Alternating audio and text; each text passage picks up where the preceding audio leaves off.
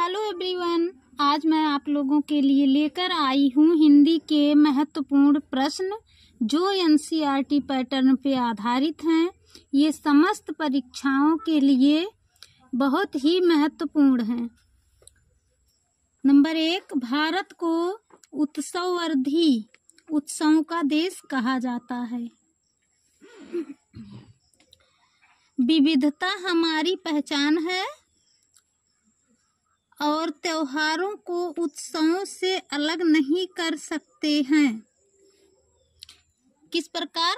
कलाओं के कारण, क्योंकि विविधता हमारी पहचान है। हमारी कलाओं और त्योहारों को उत्सवों से अलग नहीं कर सकते हैं। गुप्त साम्राज्य में कला व संगीत अपनी चरम सीमा पर था।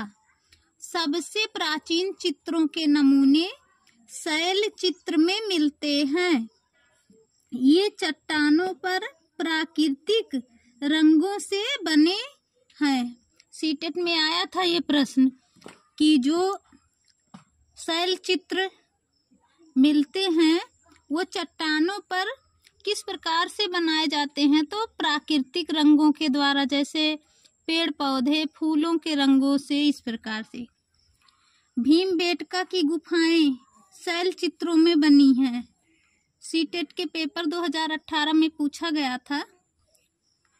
तो भीमबेटका की गुफाएं शैल चित्रों में बनी हैं। इनमें नृत्य, संगीत, जानवर, युद्ध, साज सज्जा का वर्णन किया गया है। अजंता एलोरा की गुफाएं, जो अजंता की गुफा 6ठी सदी की है। अजंता एलोरा की गुफाएं खोदी गई कलाकृतियों के लिए विख्यात हैं। कब खोदी गई अजंता की चित्रकला? तो 6ठी सदी में खोदी गई थी। 4ठी से 6ठी सदी के बीच गुप्त साम्राज्य कला के लिए प्रसिद्ध था। इस कारण इसे स्वर्ण युग कहा जाता है।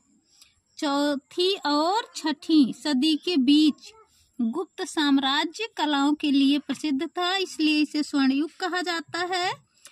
अजंता एलोरा की दीवारों पर चित्र बनाए गए थे 6ठी सदी में।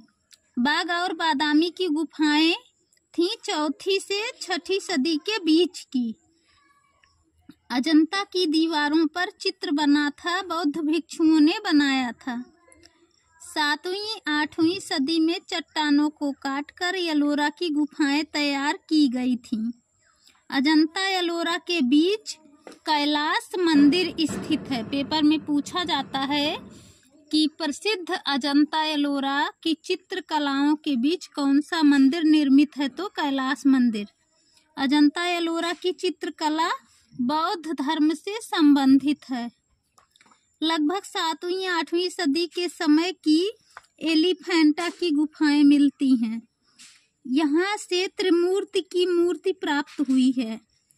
कला कौशल के अद्भुत उदाहरण दक्षिण भारत के महाबलीपुरम की विशाल मूर्ति कला और तंजौर की चित्रकला।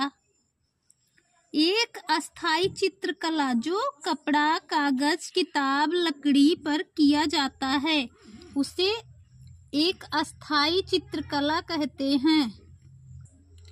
एक अस्थाई चित्रकला के उदाहरण हैं आंध्र प्रदेश, छत्तीसगढ़ की कलमकारी, पंजाब की फुलकारी, महाराष्ट्र की वर्ली। चित्रकला में प्रयोग की जाने वाली सामग्री प्राकृतिक होती है। भारत में राजस्थान में चित्तौड़गढ़, जो यहाँ के लोग लकड़ी का मंदिर बनाने के लिए प्रसिद्ध हैं।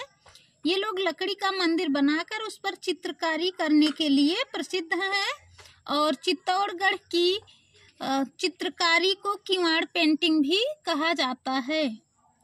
उड़ीसा के पटचित्र कथा से संबंधित हैं कवि जयदेव का गीत गोविंद।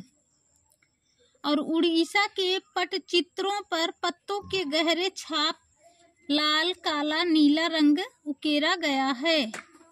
मिथिला की चित्रकारी मधुबनी नाम से विख्यात है। अस्थाई चित्रकला कहते हैं कोहबर, एपण, अल्पना, रंगोली को। इनका सीधा संबंध शादी व त्योहारों से है। दक्षिण भारत में इन्हें कोलम कहा जाता है। उत्तराखंड में एपण कहा जाता है। राजस्थान में मंडवा कहा जाता है। गुजरात में सत्तिया कहा जाता है। महाराष्ट्र में रंगोली कही जाती है। बिहार में अरिपन कहा जाता है। मध्य प्रदेश और उत्तर प्रदेश में चौकपूर्णा नाम से ये विख्यात हैं, जो मांगलिक अवसरों पर बनाए जाते हैं। सबसे प्राचीन संगीत का वर्णन वैदिक काल में हुआ है, सामवेद में। भारत का संगीत सुर, ताल, राग और काल से संबद्ध है। ब्रह्म मुहूर्त में भैरव राग, मेघ राग सुबह से संबंधित है, तो ब्रह्म मुहूर्त से संबंधित है भैरव राग, और मेघ राग संबंधित है सुबह से। दीपक और श्री राग संबंधित है दोपहर से। कौशिक और हिडोला राग संबंधित है रात से, ये रात में गाया जाता है। भारत का मुख्य वाद्य यंत्र था वीणा। गिरिजा देवी किस संगीत से संबंधित हैं? तो कजरी, सोहर, विवाह गीतों के लिए गिरिजा देवी फेमस हैं। लावड़ी नृत्य संबंधित है महाराष्ट्र से। भारतीय नृत्य का मूल है भरत मुनि का नाट्य शास्त्र। मैसूर का प्रसिद्ध नृत्य है बालाकल। इसे डोंडवा कबीले के लोग करते हैं। डोंडवा। केरल में कुरुआजी नृत्य होता है, ये भी सामूहिक नृत्य है। इसका प्रेरणा स्रोत भरतनाट्यम है। ये क्वेश्चन हमने एनसीईआरटी की बुक से बहुत मेहनत करके बनाया है। यदि आप सभी को पसंद आए तो लाइक, सब्सक्राइब, शेयर करना ना भूलें। धन्यवाद।